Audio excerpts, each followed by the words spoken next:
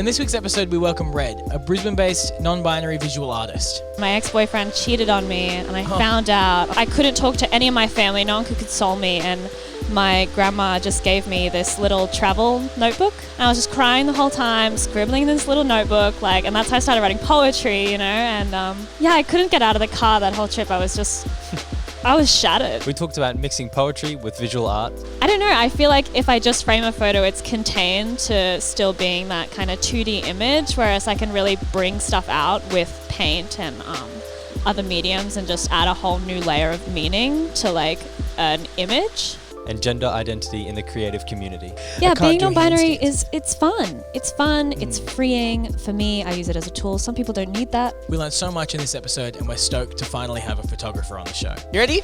Yeah. Coolio. I think we've rounded it. Ladies and gentlemen, welcome to The Fro Show. My name is Frank Mencken and I'm joined as always by my beautiful co-host. What are you? Sorry, this is a creaky chair. Joe Murray. This is a creaky chair. And we're joined by a guest this week, the wonderful Red. Hi. Welcome to the show. Thank you. It's great to have you. Lovely to be here. Yeah. I don't think we've had well, you're not just a photographer, but I don't think we've had a photographer yet. Apart from John, no. No, but John was a FPV drone pilot. Yeah, so not really. So that doesn't count. Oh, fine then. No, it's good to have you on. Yeah. You're a multifaceted artist. Yes. Yeah. Let's talk a little bit about kind of just give your general bio. Who are you? What do you do? And then we'll go from there. Okay, well, I'm Red. I am a non-binary writer, poet, photographer, visual artist, and anything really. I just love all kinds of creativity. So anything I can get involved in is great. But I'd say writing is the thing that means most to me, and that's why I really try to incorporate it into photography, and everything I do kind of has some text aspect to it. I'm a resident at Vent Space and I love it, and I love this place, and I could talk about Vent Space for hours, but I'm probably not going to do that today. We already did that with Julian a while ago. Okay, so. great. Great, covered that. Well, yeah, that's me. I don't know. Yeah, just a lot of things all the time. A lot of things all the time. Can't do anything the way other people have done it, if that makes sense. Okay, interesting. So, in what way? So with exhibitions and stuff and my photos, I can't just slap a photo into a frame and put it up. I have to put some thread over the frame or paint it with aerosol or put buttons on it. Just some random shit, because I don't know, I feel like if I just frame a photo, it's contained to still being that kind of 2D image, whereas I can really bring stuff out with paint and other mediums and just add a whole new layer of meaning to an image. Yeah. Yeah, so I don't know, I have a lot of fun doing that. It's always very messy and fun, really fun. Sorry, go. Do you paint over the whole photo or just the frame? No. Sometimes I'll paint text over a photo, so always around the subject. The photo is still very much the medium and the thing I'm trying to express. But I'll paint around the edges of the frame, and sometimes I love splattering stuff just all around. I feel like that always looks really cool. And yeah, mostly with spray paint, because I am the messiest person ever, and it's really kind to me. It doesn't look shit. Yeah. Whereas when I'm painting with a paintbrush. For the same reason that I love spray paint. Yeah, when I'm painting with a paintbrush, it's this line, no, it's doesn't work. With spray paint, it's oh, fuck, I got it in the wrong spot, but it looks cool anyway. Yeah. So. Spray paint and paint markers, that's my bread and butter. Yeah, Poscas, love them to death. Yeah. But how did you get started in art then? What was your progression? So I only started photographing in October last year. Oh, whoa, yeah, what? So wow. I'm pretty new to the scene and everything to do with learning how to use a camera. Before then, I was kind of just lost. Graduated high school in 2020. Yeah. So I was really basic all through high school, kind of sucked into that system of popularity and social status and likes on Instagram and stuff like that, which was the worst shit to go through. And it honestly sucks to see so many of my old friends from high school and stuff still in that kind of bubble because I really hate it. But yeah, basically I started writing because I couldn't help it. I went through this really nasty breakup, which I feel like is how most things start. And I was overseas actually in Argentina visiting my family, and my ex-boyfriend cheated on me, and I found out on like the first day of the year, and I was crying, and this guy like manipulated the shit out of me. You know, I was so like dependent on him and stuff, so I was just like shattered as this little basic little bitch that I was. And yeah, basically I couldn't talk to any of my family. No one could console me, and my grandma just gave me this little travel notebook and a pen, and we went traveling like all through La Puna, like the mountains up there, really high altitudes of just amazing natural landscapes.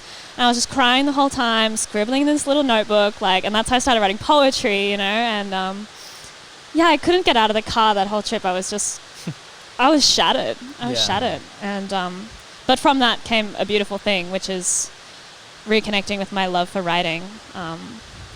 I actually had this memory. I study creative writing at QT currently, so the reason I decided to do that was because when I was a little kid, I had this memory. I used to write stories of my friends and I, like, adventuring through Candyland and, like, read it to the class in primary school.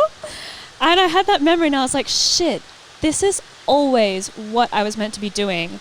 I just got so sucked into this system from a young age that's how I thought the entire world was. I thought everyone who wasn't like getting 300 likes on Instagram was a fucking weirdo. You know? And it's like, that's so shallow and horrible. And to be in a place right now where I'm so creatively free and expressing myself is like, that means a lot to me, you know.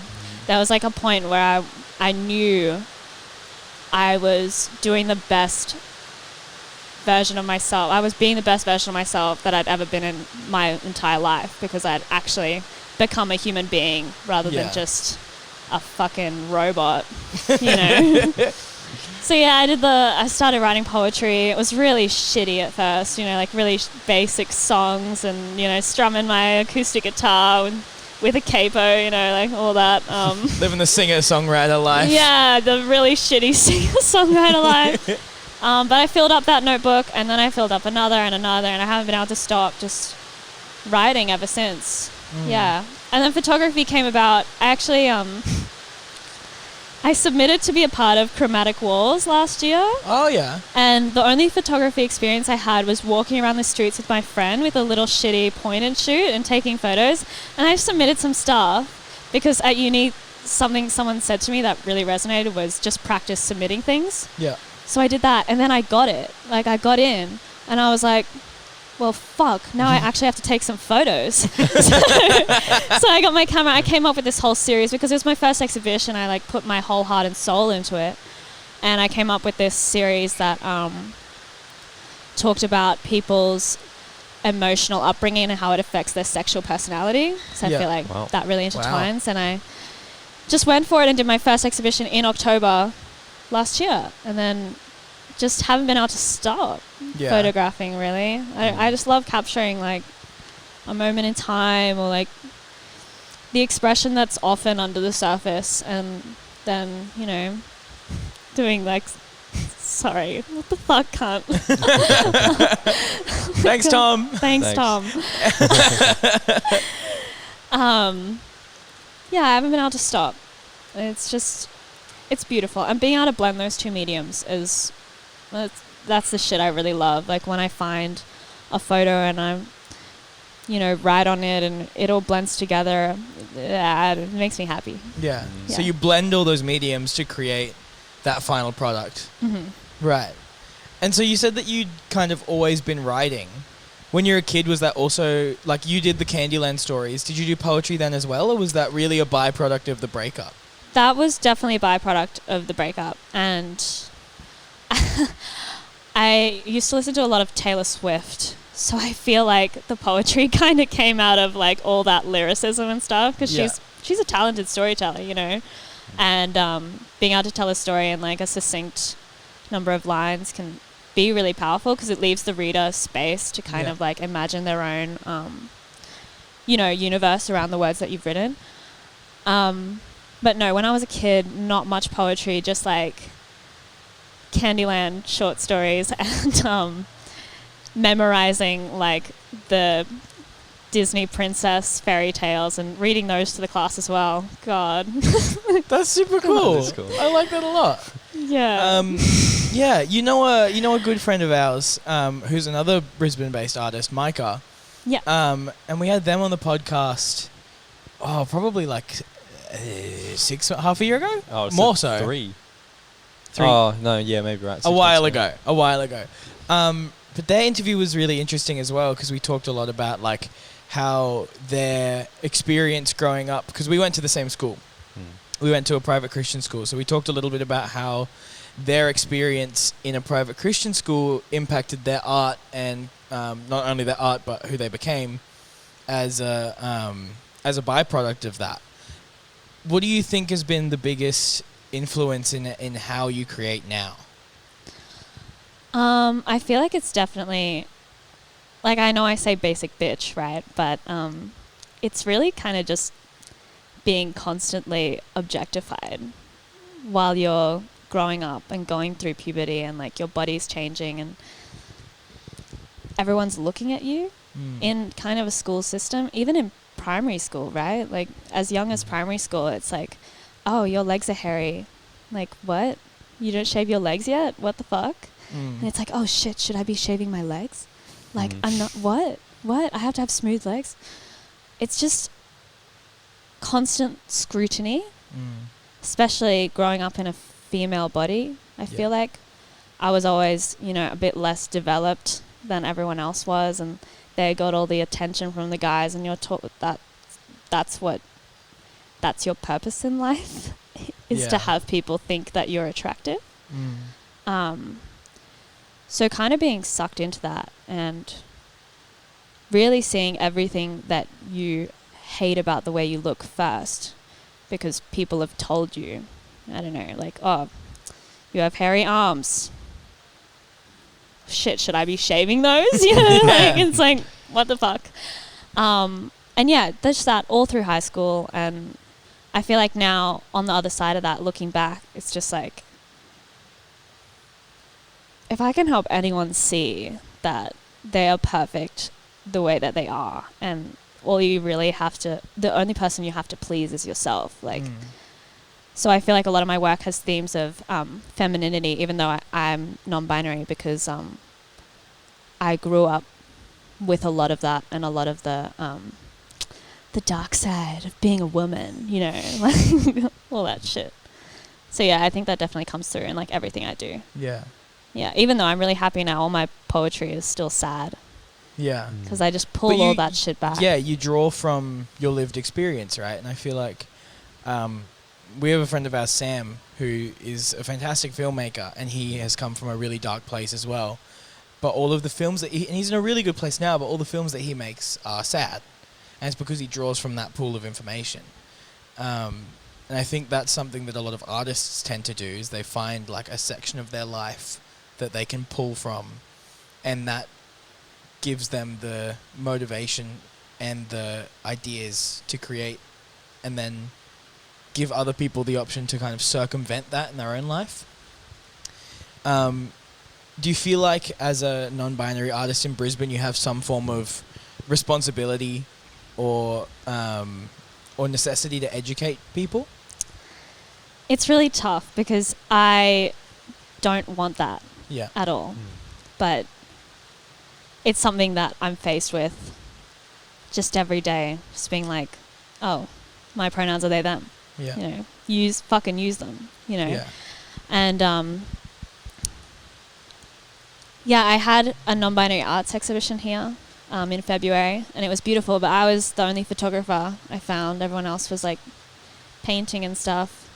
And I feel like I have a bit of responsibility to push my art as far as I can so that it's more normalized, and so that people will use they them pronouns until they find out that someone identifies as a boy or a girl, because everyone's a human, right? Everyone is a human, but not everyone is a man or a woman.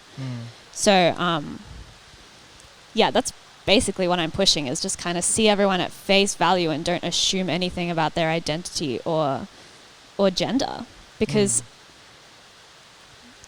just everything that associates with the term woman, right? In like all the stereotypes that you learned that from a young age. You read the books where the lady cleans the kitchen and the guy, you know, fixes the car and stuff. And it's like, I don't want to associate with any of that shit.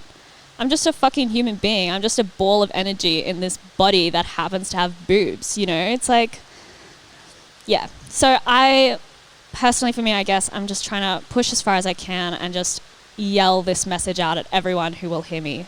And every time someone uses the wrong pronouns for me, I will fucking correct them. Good. Because that's who I am. Yeah. Have you gotten into any situations because of that? Totally. It's tough with close friends who just don't seem to... Like, they get it. They know. They respect it. But they don't make the effort to, you know, change their mentality and, like, will just use she, her all the time. And it's like, I love you. I love you so much, but this hurts me. This hurts me. Like, every time I hear, oh, she has done this, I'm like, that doesn't feel right. That doesn't feel good to me. So it's been tough kind of knowing when, just deciding when to stop correcting someone, but that's also like the saddest shit ever, you know? Yeah. On a much smaller scale, I have that with my name, because like people will obviously call me Frank a lot of the time, and no matter how many times you correct someone, they'll still say Frank, and it's like a very small minority of people that will continue doing that once you've corrected them. Do you feel like that's a very similar experience in that they're just not making that cognitive switch? Yeah, totally. But there's also a difference between, you know, using she, her, or he, him pronouns, realizing you've made a mistake, and then correcting yourself. Yeah. Rather than knowing that someone is non-binary and just using she, her anyway. Yeah. You know, and not being like, oh shit, I slipped up, like fix it. Because that's fine. You know, I don't expect, no one's perfect, right? If someone, I misgender myself sometimes. Like, I'm like, I still identify as a girl boss. Because I feel like that really embodies my energy. Yeah, but then you can wear all the really cool sparkly shirts that say like "girl boss." Exactly, with the and little that's crown. just a vibe, you know. That's just a vibe that I identify with. Yeah. But yeah, I don't know. I just find when people just blatantly ignore something that I personally am pushing so much, right? It's hurtful, especially if they're coming to your show, where a big part of it is like your non-binary experience. Yeah, no, for real, like half the reason I put on that show was just to be like, fucking don't misgender me, cunt. This is it, full stop, we're done. Yeah, and it still happens. It still happens. Even like with my family, that shit's hard. Yeah. You know? Yeah, so there's still instances. And I work in hospitality. Can't expect to be, you know... I just can't correct people there. Yeah. And it's like, I understand it. It's not malicious, but it's still hurtful. Yeah. And I don't think people really understand what it means or how much it can affect someone. Yeah. It's do you want to explain it a little bit? It's mostly because I know that there will be people listening where this is kind of their first experience with anyone that's non-binary. Yeah. That they know of, at least.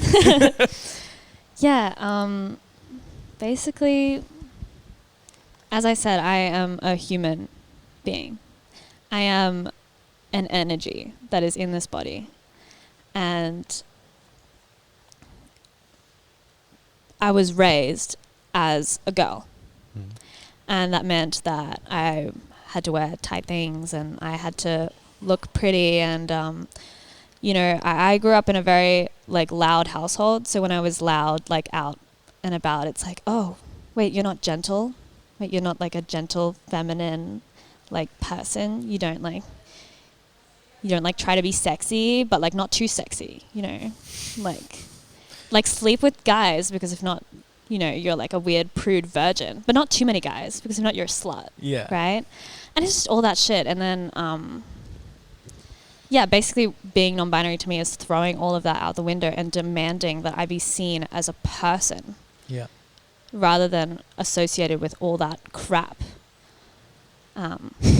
It's a tool for me. It's a tool for me to be able to separate myself from that and, you know, shave my head and dye it red and just look like a fucking alien, you know? Yeah.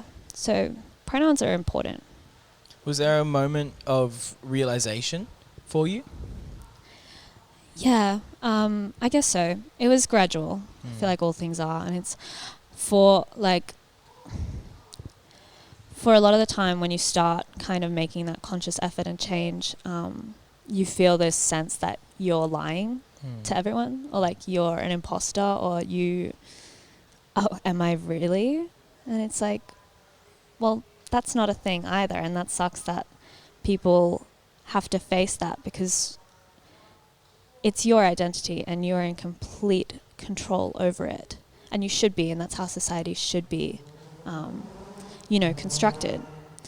So for me, I guess a moment was changing my fucking pronouns on Instagram, right? Oh, so that was like interesting. That was like the step. It's like I'm going to demand this now. And at first it was she they, right? Yeah. So I just changed it to she they because I was like, oh, but I don't want like to have to correct people if they call me she. And that was just me being like a little bitch, right? Just being like still conforming, fucking conforming. And then I was, you know, I had a great chat with a friend and they were like, nah, fuck that. You should just do it. And I did. And I've been demanding it ever since. And I honestly don't think I'll ever stop needing to demand it and like say it so loudly and fucking preach it all the time. Because that's just not the world that we live in, unfortunately. And how do you feel like that lived experience has impacted your growth as an artist? I'm not sure, actually. I feel like my art doesn't have a gender either. I don't know what that would even mean. As an artist, I guess, you know, my name is like RedLadyy, right? That's my Instagram handle. That's like what I've been known for. And a lot of people get confused. They're like, wait, but you're non-binary. But like, why are you a lady? Like, that doesn't make any sense. And these people have clearly never met me in my life because anyone who meets me, I'm like such a fucking lady. Like, that's just my personality type. That's just like who I am. I'm such like a little lady. But people don't get that because that word, feminine, woman, lady, woman. No, lady is my fucking personality. Lady is like it's like a girl boss. It's a vibe. It's a vibe. And I can relate to that vibe and so still be non-binary. You've separated the energy from the connotations that it has. Exactly. Yeah. Exactly. And in terms of like the artwork that I create, I feel like I try to consciously break those barriers. So even just simple stuff. Like I did a shoot where there was a masculine person and a feminine person. They were both wearing blazers. And it's like, basically the meaning of that shoot was why when you walk into a fashion store, there's a men's section and a women's section when they're all clothes. And it's like, why when you go to the grocery store, there's a men's razor and a women's razor, when it should just be like, oh, this razor is for thick hair and this razor is for thin hair and this razor is for your face. But it's no, this is men's and this is women's. I think I remember the first time realizing with the clothes thing specifically was, and this is like the most white boy answer ever, but it's like when Harry Styles left One Direction and started like wearing women's clothing a lot. And I was like, oh, that's an option. I didn't even like, at no point before, I would have been like 17. No point before that was I like, oh, I can just shop in the Zara women's section if there's a shirt that I like. Yeah, I know. It's just so unnecessary. But yeah, that's like consumerism, and that's how they advertise everything, and that's why everyone feels the need to conform to these expectations. Yeah, I go op shopping. There ain't no sections there. Oh, sometimes there is still. I like a button-up shirt, you know? Why can't I wear a button-up shirt? I find them restrictive. Yeah. Totally. Yeah, being can't do non-binary handstands. it's fun. It's fun. It's freeing. For me, I use it as a tool. Some people don't need that. Some people are like, oh yeah, she, hers, fine. Whatever you want. Pronouns are fine.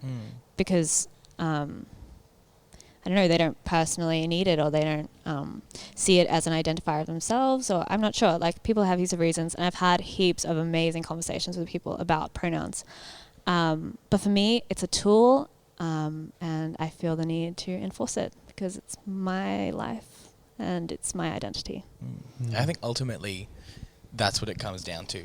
Like, it's a level of respect between people. And, you know, even if it was like the stupidest thing in the world, if you were like, I hate my name, I want to be called like Chair, it's like, okay, you know, even if you personally disagree with it, there's a level of respect there where it's like, all right, well, you know, if that's what you want, then that's what you want. Like, I'm not going to go against you on that.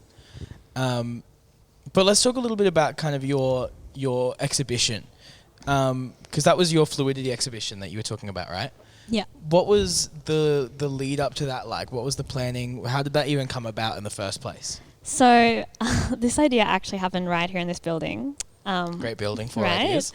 So I was doing an interview with my lovely friend Atomics, and I was just interviewing them about their art practice and like their journey, and they mentioned to me that they are asked to do a lot of, you know, all female exhibitions, because, you know, which is a great thing that there are like all female exhibitions, because it is a male dominated industry.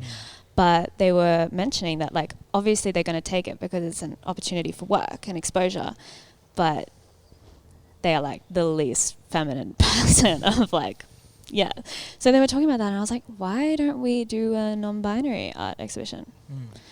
And they were like, oh shit, yeah, we should do that. And yeah, you know, we actually went through with it, which is great, because a lot of ideas just stay ideas. And yeah, I feel like we were both equally as committed to making it as awesome as possible, and it went fabulously. It was so amazing. It was such a beautiful night, and just having the community that rocked up was so beautiful. Like, there was only so much we could do with, like, you know, getting all the artists in and making it all look nice, and like getting, you know, the DJs and stuff, but it was the energy in the room that the community brought with them that made it such a beautiful evening.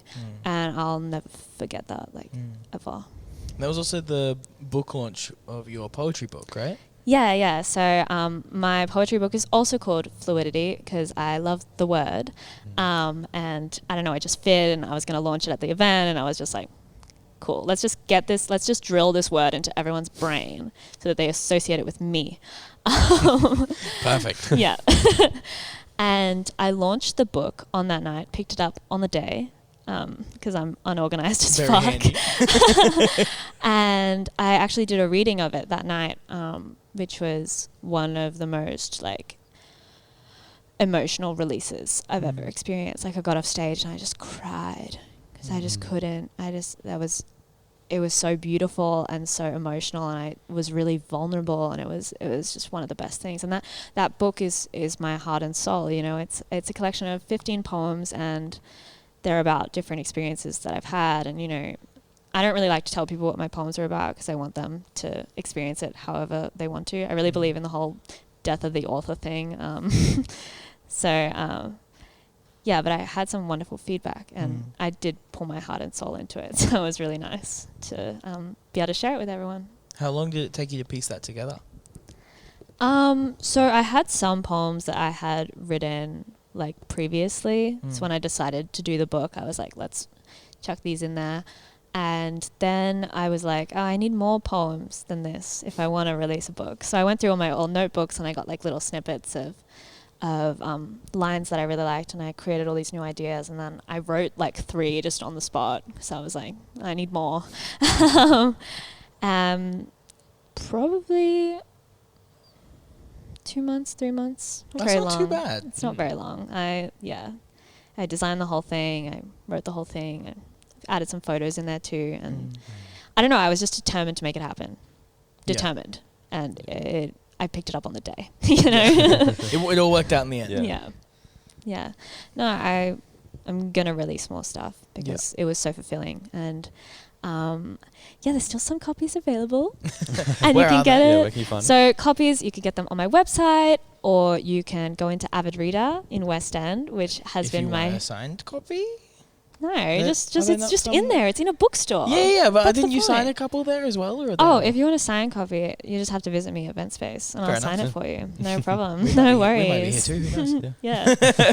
No, Avid Reader is like my favorite bookstore, and it has been since I was a kid. I and don't to think I've have ever been there. No, I really, didn't it's find on it. Boundary Street, West End. Right. Okay. I'll have to go. It's beautiful, cute as fuck. Oh no! I'm thinking of the one in near the Pancake Manor.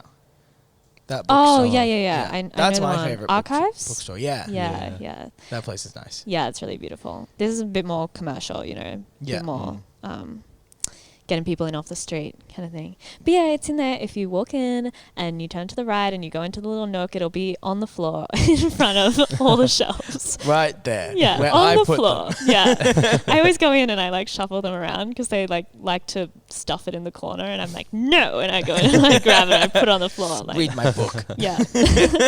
Yeah. No, it was a dream getting it in there. Yeah. Really. Mm. Yeah. Mm. And what are you working on at the moment? Is there any big project that you're kind of planning, or is it just working towards these little like photography projects as well? So I am working up kind of my client base and trying to make this financially feasible for myself. But what I'm working on at the moment really is curating like a poetry workshop, because I feel like we need more poetry to circulate around our society, because it's just one of the best ways to express yourself, I feel, especially like hidden emotion that isn't always surface level. I'll write stuff all the time and be like, shit, I thought I was over this, but it's come out now, and I'm like, fuck, okay then. So yeah, I'm going to use all the tips and tricks I've got from uni, curate a workshop, and help people write their own poems, and you know, do that. So that's coming up in June. It'll be here, Event Space. Love the place. If I haven't mentioned that already. And then a solo show, definitely, later in the year, which is going to be photography, and going to release a book, hopefully. Fingers crossed. That's the plan. And then some more visual art. Some pieces that are separate to photos. So I've been experimenting a lot with aerosol and just different mediums to paint on. I really like spray painting furniture and stuff. I did a vase for my for fluidity. I did like a they them vase, which was so fun, and it turned out so well. And yeah, I love painting kind of furniture and stuff because it has a shape. I feel like if I paint on a flat thing, it just always goes south. I get too emotional and it turns into a big blob of nothing. But like furniture, I have a vision for it. Though. Yeah, I have a vision for it. I'm like, oh, this would look really cool if this was here and this was here and this got bigger here and this got smaller there. But on canvas, it's like, this is so flat. It's so flat. I don't know what to do with it. Like, I can't see it. I don't plan anything that I do. It's just all on a whim. Yeah. I'm like that. I can't make plans. So on canvas, that's like the worst medium ever to not have like a vision of what you're going to do, I think. Yeah. But with everything else, it just works. It seemed to work out so far. It has been working out so far. Yeah, you could say that. When you started writing, you said you were doing some like music stuff or writing lyrics. Yeah. Is that something you've gone back to at all in your... Yeah, definitely. I play guitar. Yeah. And I'm a poet. So it kind of goes together. And I have a lot of songs that I've written actually, and I play often for anyone who will listen. I don't know if I'm going to take it any further. I don't know. Yeah, it's hard. I have this weird anxiety around releasing music because I love music so much that it's like, if I was to release this and it wasn't exactly as wonderful as I pictured it being, it wouldn't be like good enough. also I've met a lot of music snobs in my life, and I think they've just scared me from liking any pop song ever, or like any anything that was made in the past like 10 years is garbage, apparently. That's yeah, true. the music I actually snobs only have listen to Van Halen. So. no, for real, the music snobs have scared the shit out of me. Yeah. I've been criticized for my music taste my whole fucking life. Yeah, it's just one of those things. I don't know. So making my own stuff is particularly vulnerable, I feel. Especially getting, there's only so far you can take your own song. Like, I can play the guitar for it and I can sing for it, but then I need drums, I need bass, I need all that stuff, and I can't do it myself. And to kind of find the right collaboration to make it as full as I would want it to be, that's hard. So I'm still finding it. It's not like I'll never do it ever.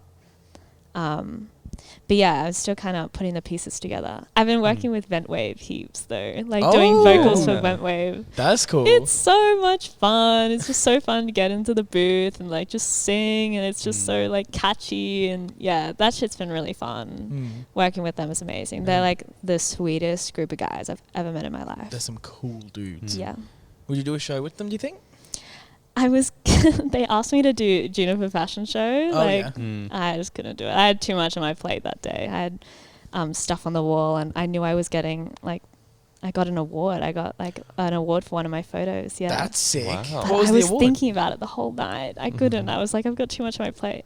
It was best group shot of a shoot that I did a while ago, and Polly actually saw the photo and was like, I'm going to give this an award, and then created a category and then gave me the award. I'm like, that's the sweetest shit ever. I know. I don't think that's how award shows actually. That's yeah. probably exactly how award shows work. Actually, never mind. Yeah, Brisbane. Yeah. Did anyone It get was slapped wholesome. by any chance? No. No. No. No. Sorry, I hear that's a trend at award shows at the moment. I've seen.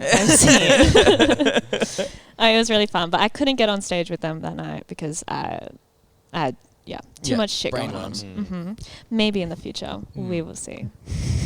We'll see. I mean, it would be really cool. That would be cool. Okay. Noted. Noted. With your poetry, who are your do you have poetry inspirations? To be honest, no. Interesting. I don't give a shit. I'll read some really lovely poems, but it's not like I'm particularly attracted to one poet or another poet. For me, it's all about my own expression. Yeah. And yeah, I don't know, even at uni they give us heaps of poems to read and stuff, and they're all really beautiful, but there's no one poet that I felt a particularly strong affinity for. Because for me it's so personal, and the reason I love it so much is because of how personal it is to me. And I don't know, something about analysing Shakespeare's sonnets in high school is just fucked me up. I loved analysing Shakespeare though in school. I was such a little Shakespeare nerd. No way. Yeah, I guess though there's this poet, E. Cummings, who does really beautiful layouts for his poems. So he really spaces his stuff out and makes it look really beautiful on the page, and that's something that I do as well. I guess I got that from him. So if I had to say anyone, I would say E. Cummings. But really, it's a very individual process, I feel like, for each and every poet. But yeah, I'm not sure. Do you feel like the more other poetry you read, the harder it is for you to maintain your own style? Nah. No? Nah, not at all. It's like I'm inspired by people, and I'm like, oh, this set of words together feels really beautiful. How did they do that? What did they do? And that's uni's teaching me that as well, to look at something and be like, why did it make me feel this way? And being able to implement that into my own work is great, because then I'm like, fuck, I'm a genius. I also I actually mishear song lyrics all the time from songs. Right. And I think, wow, this is the best lyric ever. And then I realize it was something different. And I'm like, wait, I can use this lyric now. It's mine. I came up with that subconsciously. Yeah, exactly.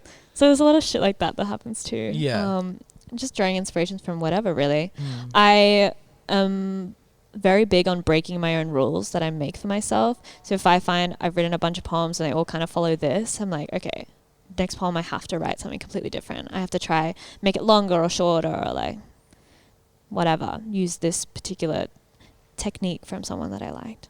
But it's all very natural, honestly. I find for me it's just getting drunk and coming home and opening my notebook and scribbling, you know, and then coming back the next day and being like, oh. Those are words. Those are words. This line's good.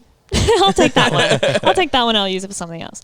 One thing about poetry is that it's never done on the first go. Yeah. That's a myth. You know, I write poems in my notebook and then I take them onto my laptop and I restructure them and I cut them down and I work on them so much. And then when I think it's done, put it away for a day, come back, change it all again. Yeah. Because that's how you really find the best way to express the feeling or mood or idea that you're trying to portray. So, yeah, anything. I guess a little sneak peek of my poetry workshop.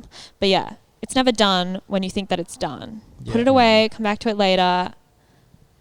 See it with a new perspective. Also, speak your words. Words are meant to be tasted. You know, that's a very strong thing about poetry. Even if it's not being read aloud, it's always being read in someone's head and they're always listening to it in their own voice. Yeah, words are meant to be tasted. Yeah, come to my poetry workshop. I got tips and tricks. You like that little taster. Yeah, I got tips and tricks. It's great. It's such a beautiful way of expressing yourself. And it really helps you realize a lot of things about yourself that you didn't previously know or were aware of. Yeah, subconscious. It brings out the subconscious. As you're like editing or finessing your poem then, do you think at all about what or how the viewer or reader will be feeling, or is it all just, or mostly an expression of... I mean, I've kind of come to know that everyone is going to experience things in their own way. So even with photos and stuff, I don't really think, oh, how is someone going to perceive this? Because I'll never know. You know, I'll never know. And I'd rather make something that is really pure and really meaningful to myself, that really speaks to how I'm feeling and what I want to express, and then talk to people about it after. I love showing people my poetry and having them come up to me and be like, oh, this meant this to me. This was beautiful. And I like see how kind of our paths cross in terms of meaning. That's like one of my favorite things. So I guess I try to like consciously not be like, oh, will people like this? Yeah. Because everyone's drawn to different things and everyone interprets things differently. And that's the beauty of it, really. Yeah. I've gotten really into David Lynch movies recently. Yeah. Which is like just poetry in motion. You know he makes songs too. Yeah. And incredible songs. He has a daily weather report as well. Oh, I didn't know that. He does on YouTube. It's like a 2-minute thing every day that he does, and it's just him talking to his audience and giving them a weather report for his local area. He's such a weird man, and I love him so much. Wow. But I've watched a couple of his movies in the past, but I watched Eraserhead for the first time the other day, which is like a student film that he did in like 70-something or 60, I think 70-something, 80-something, something like that. But it's all black and white, like super low budget, super weird.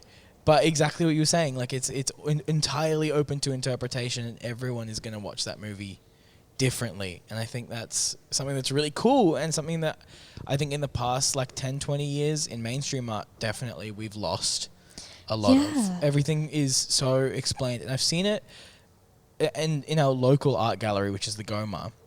I remember going as a kid, and it might have just been because I was a dumb kid, but I remember not understanding any of the art. I remember looking at it being like, I wonder what that means. And then that's what kind of triggered my interest in art.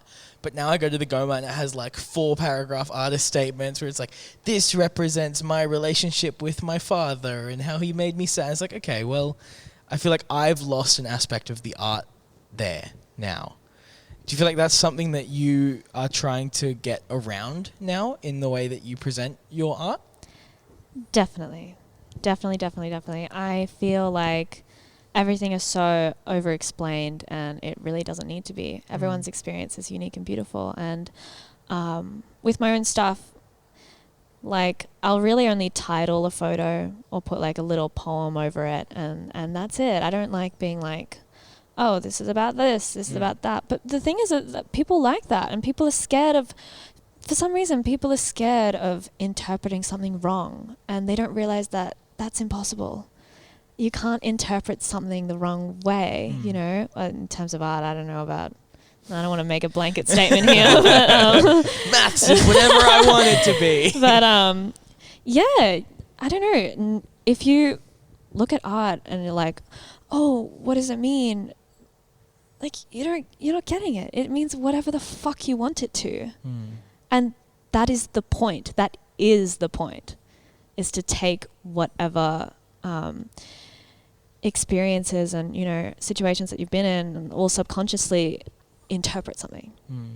And yeah, and that's why I feel like people connect with very vastly different things in terms of art. You like go to an art show and it's like, oh, this one sold, and it's because, you know, no one needs to spend money on art. You know what I mean? So it's for me, it shows that someone has seen something and connected with it so much because of whatever the fuck. Yeah. Who cares? That's my favorite thing too, when you're at an art show and you look at a piece and you go, how has this not sold yet? Yeah. But it's because like you're the only one so far that has seen something in that piece. Yeah, because it's a little spark like within you. It like sparks, you know, joy. Sparks joy. Do you have a favorite piece of art?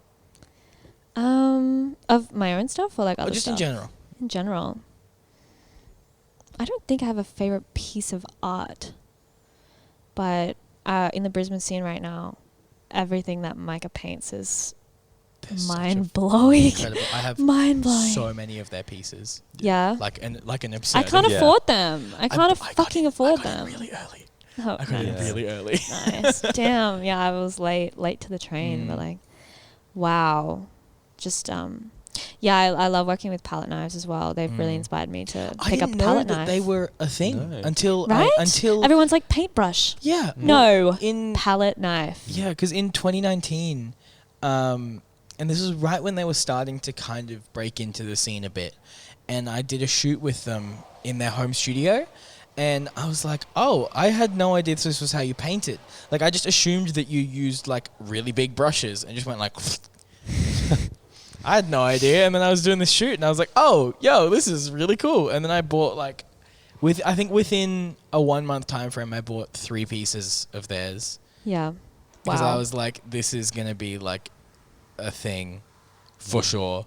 And then now I was right, and I have one piece of theirs that I'm like really struggling to not buy because it's like $4,500. It's like this two canvas painting of Dionysus, and it's like this beautiful yellow background with this like incredible portrait on it across 2 canvases. I'm like, I want it so bad. I have to keep stopping myself. That's the thing. It's like every time I go to an art show, I have to resist. Yeah, I have to resist so hard because I want so much. Yeah. And I'm like, oh, this is the best ever. Oh, but I'm poor. It's like, I'm so poor. Yeah, I did actually buy a piece recently. It's dripped, you know, a dripped piece. It's a Mad Hatter hat. I love that, mate. It's so good. It was just saw it and I was like, fuck, I'm going to do it, aren't I? I'm going to do it, aren't I? Yeah, I also wore this shirt. It is a sick shirt.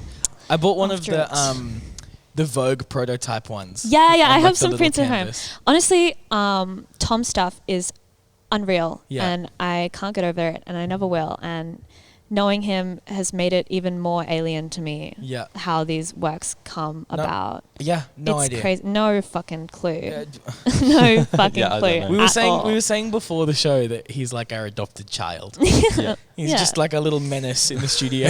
No, I love him. I need him to move here. Yeah, he needs to move here. Yeah. Everyone go bully Drip. Everyone go bully Dripped and get him to move to Brisbane. Yeah.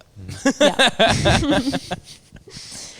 No, I think it's really cool. I think like since moving into here, we've been way more exposed to the Brisbane art scene. Because I think when you're not like in it, you don't see as much. You kind of just see that surface level. And we only really saw it through Micah and through a couple other artists that we went to school with. But then the second you go to one, it's like, oh, there's like millions. Like it just never ends. Yeah. And the community here is so small. Not physically small, but like everyone knows each other. And the second you're in, which I think is really cool. It's wonderful. I never would have gotten as far as I have if I had grown up in a different city. Because everyone here is, you know, not only is it very easy to meet people, but everyone is so welcoming Yeah. and supportive and like, wait, you're an artist? Awesome. Show me everything that you've Yeah. ever done. Yeah. And it's like, that stuff is amazing. I never would have had the confidence to come and like do shoots in a studio if it wasn't for people being like, wow, I love this. You should do more of it. You know, it's Yeah. like, it's such a beautiful thing, and it's what's allowed me to actually show people stuff that I've been working on instead of just working on it and putting it away. Yeah. And I feel like I try really hard to convince everyone to show people things, Yeah. because I don't think they realize that everyone is going to love it. Yeah. Well, because when you look at your work for so long, you don't really realize what the initial impact of that piece is. Yeah. So then when someone else sees it, they're like, holy shit, like this is incredible. Whereas you're like, oh, I've looked at that for 140 hours and I see Yeah. every minor imperfection Oh of my it. God. Oh my God. Me. Oh my God. Me. I will like do a shoot and be like, this is the best shoot I've ever done. And then I'll put it into Lightroom and I'll be like, this sucks. What have I done? Where has it gone south? And then, you know, I'll get upset in Photoshop and then I'll leave it for a couple of days. Then I'll come back and I'll be like, this is the best shoot I've ever done. You know, it like goes up and down. And then, you know, I'll print it out and I'll be like, I'll put it on the wall. I'll be like, fuck, I could have done better than this. And then people will come in and start looking at it and I'm like, this is the best thing I've ever done. Like, people love it. It goes in waves, right? Yeah, it goes in waves. And it's about trusting yourself. Yeah. It's about trusting yourself and trusting that when it's done, you will be proud. Because Yeah. if you stay true to yourself, that's always how it's going to go. That's always how you're going to end up, just being proud. Yeah. Well, that's how like making daily movies has been an exercise for me, because the second it's done, it's done. Like I'm on a severe time crunch every single day. And so you get to a point where you're like, I just have to be done with this now.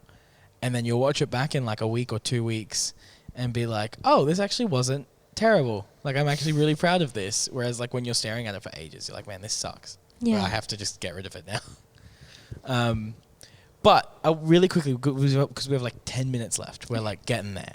But I want to talk really quickly about your photography, specifically because we know how you got into the poetry side of things, but how did the photography stuff start? So a lot of different people in my life kind of brought photography into mine. My abuela is a photographer of natural landscapes, and we would always go traveling and she would take photos of stuff, and it was just kind of like following my grandma around with this big camera and being like, what are you doing?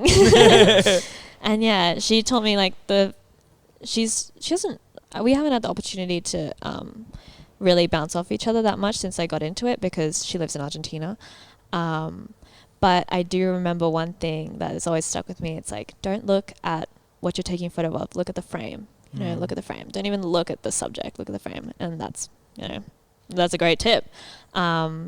So it was that's always kind of put photography in my life, and kind of means we had cameras around the house when we wanted to do something. I did a bit of like photography in high school for like just the events there. I have no idea why I did that. It wasn't fun. It was like I wasn't getting any reward. I hated yeah? that. Yeah. I didn't get any reward for it. It was like not something you could post or anything, because it's like for school. It's very branded. But I did that for a while, so I guess I got a lot of shitty photos out of the way.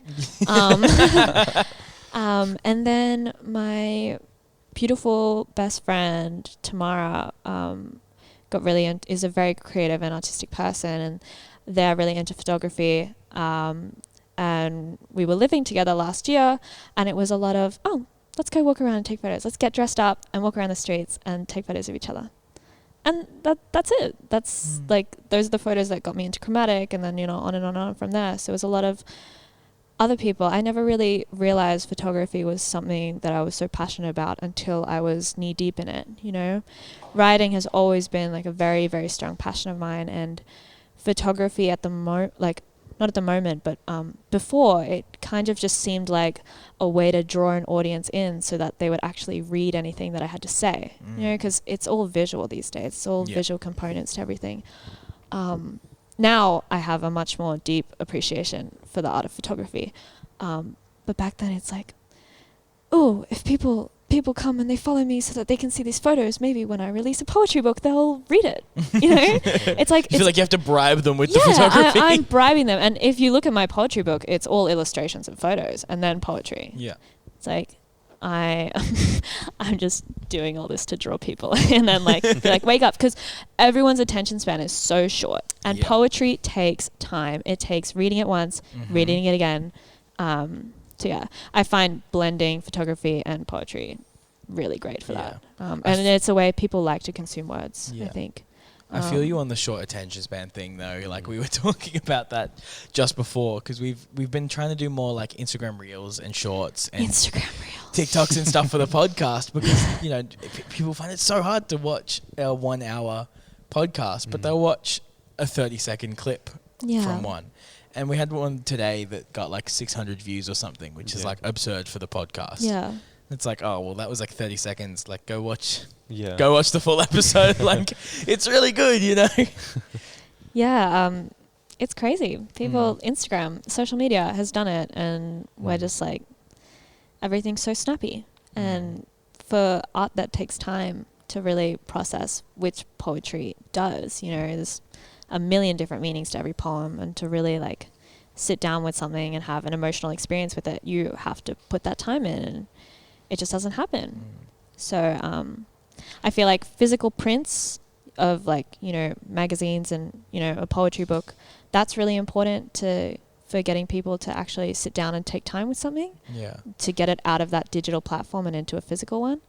And also the visual element of photographs or illustrations, I found have been really helpful for me, because photography is something that I love and something that I'm all right at, and something that is really fun for me to do. And I'm doing a photo shoot and it's going so well, and I feel this adrenaline, and it's like the best feeling ever, and I'm always seeking that. But writing is my passion and my one true love. You know, it's like I can't help it. I can't help it. It is me. So yeah, learning how to kind of make those two worlds complement each other has been really fulfilling for me as a person and as an artist. Oh, that's lovely. Yeah. I really enjoyed that. That was a really good little moment. We have to start coming to a close now, unfortunately. But do you want to ask your thingy? Yeah. So is there anything in the show that you wish we had spoken about, or a story you wish you could have told, something you wish we brought up? You can say no. I don't think so. I'm thinking really hard. Maybe any expectations you had that, or are you expectations. expecting a I was certain really question? nervous. Yeah. I was really nervous. Are you more calm now? Yeah, I feel like I've forgotten everything that I've said, and I'm not sure if any of it has actually made any sense, or if I answered any of your questions. Most of it did. Hopefully. It was good. You did well. Yeah, thank you. Thank you. Well, if not, then we'll do the last little bit, which is, do you have anything that you would say or could say to someone that is just wanting to get started in visual art, or anything to do with gender expression, anything that you want to say, any parting words? To cover all of that, just fucking get out there and do it. Just show someone, show your mum, show anyone on the street. You meet someone in a bar, it's like, what do you do? Oh, I took this photo yesterday.